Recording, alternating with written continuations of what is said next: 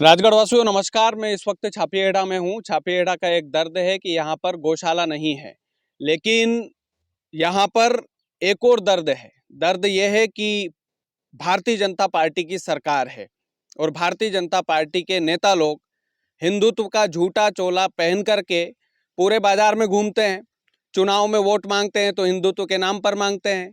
चुनाव में यदि उनको वोट चाहिए तो गौ माता की बात भी करेंगे, सब कुछ होगा।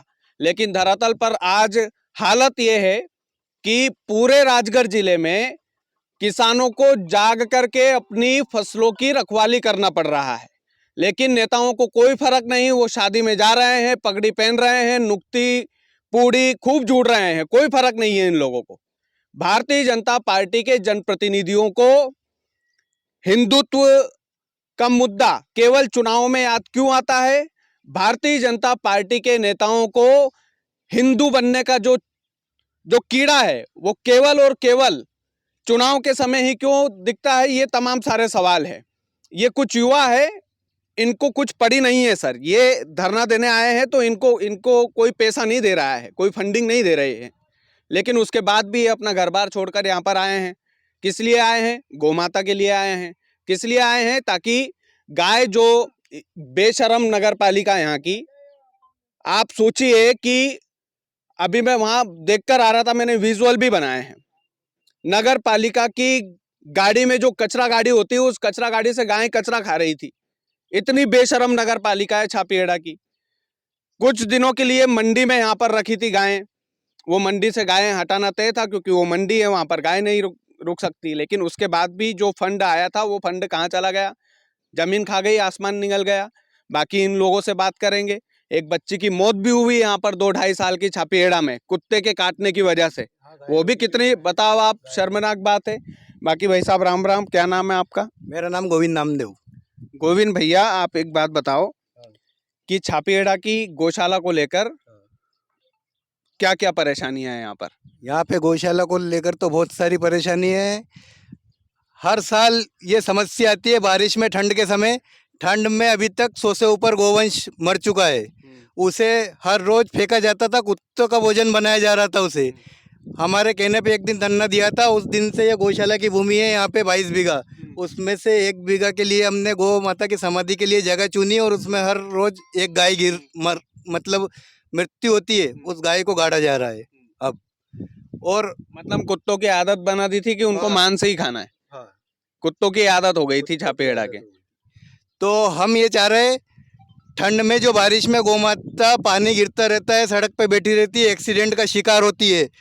तो वो शिकार नहीं हो, ये जगह हमें गौशाला के नाम से अलर्ट है, तो गौ माता को ये जगह मिले और उस जगह हम जनसहयोग से वो गौशाला का निर्माण कर सके। हमारे पास जनसहयोग है इतना कि एक ही आदमी इस पूरी गौशाला को बना सकता है। ऐसे लोग भी हमसे जुड़े हुए हैं और उन्होंने बोल भी रखा कि ये जगह जो है आप मुक्त करवा लो, हम इसमें पूरा समर्थन देंगे। तो जो प्रशासन है वो जगह मुक्त करवाने में भी नाकामयाब है पूरी तरीके से। नाकामयाब है।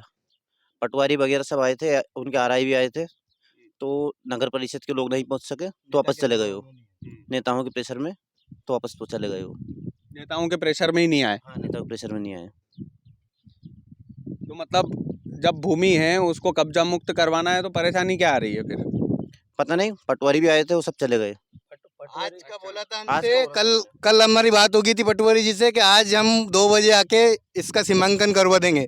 तो हमारे जो फ्रेंड सर्कल है समिति का, गौ सेवा समिति का, 100 लोग हम इकट्ठा हो गए थे और मालूम पड़ा कि पंचायत के जो कर्मचारी है वो कलेक्टर साहब का बहाना लेके मीटिंग में चले गए। अब मीटिंग में जाना था तो उन्हें पहले बोल देना था। 8 दिन पहले आदेश हुआ था उनके पास। ये वो आप लोगों प्राप्ति की इस आंदोलन को बढ़ चढ़ा करके तैयारी थी पूरी तरीके से। फिर ये जो आप गिने चुने लोग यहाँ पर हो, किसके दबाव में गए होंगे जितने लोग भाग कर गए यहाँ से? क्या पता किनके दबाव में गए हो, और हमसे बोल के गए कि 2 बजे कल सीमांकन हो जाएगा, ये बोल के और चले गए सब पटवारी और ये जो आए थे। अभी जो मुख्य मांग है वो क्या है, कोई बता सकता है? जो प्रशासनिक अधिकारी सुन रहे हैं कब्जा मुक्त करवाना है जमीन को हाँ, कुल जमीन को मिलाकर। कब्जा मुक्त करवाना है और जल्द से जल्द हम चाह रहे हैं कि मध्य प्रदेश में सबसे अच्छी गौशाला बने तो छापियाड़ा में बने, क्योंकि गौ माता के लिए जितने भी लोग यहाँ पे काम करते हैं, शायद ही एमपी में कई की जगह करते होंगे। गौ माता का सफल ऑपरेशन यहाँ की जगह 6 से 7 बार हो चुका है और आज भी हमारे पास ऐसी गौ माता है जिनके पैर कटे हुए हैं, लेकिन 10 साल से हमारे पास है और हम उसकी सेवा कर रहे हैं आज भी। बताओ, मतलब जनता खुद चाहती है कि भैया गायों की सेवा हम कर लेंगे महाराज। और गाय नहीं, हम A to Z एनिमल के लिए काम करता हूँ मैं। हाँ। मेरे खुद के भी अच्छा फ्रेंड सर्कल है, अच्छी खासी फ्रेंड फॉलोइंग है, 100 मिलियन वीडियो गए हमारे भी, ऐसा नहीं है। और ये सब दोस्त टीम वर्क है हमारा, मतलब हम नील गाय के लिए भी काम करते हैं, बंदर के लिए भी काम करते हैं, कुत्ते के लिए भी काम करते हैं। एक कुत्ता अभी बारिश के समय एक्सीडेंट का शिकार हो गया था, उसे हम इंदौर भर्ती करा के आए, यहाँ भी इलाज करवाया, 15 दिन बाद उसे सकुशल हो गया। तो आज हम उसके लेके आए और अब जब भी हम घर जाते हैं तो हमारा इंतजार करता है वो रास्ते में कि कब वो आएंगे और हमें भोजन खिलाएंगे। और हम ये भी नहीं बोल रहे कि ये कुत्ते मरवाते सारे, मान लो कुत्ते गाय का शिकार कर रहे, कुत्ता गाय का शिकार कर रहा है क्योंकि कुत्ते को भोजन नहीं मिल रहा। इंसान स्वच्छ भारत मिशन में कुत्ते के बारे में इंसानों ने सोचा ही नहीं। स्वच्छ भारत मिशन में यदि उसके बारे में सोचते तो वो कुत्ता बिल्कुल हमला करता ही नहीं ना।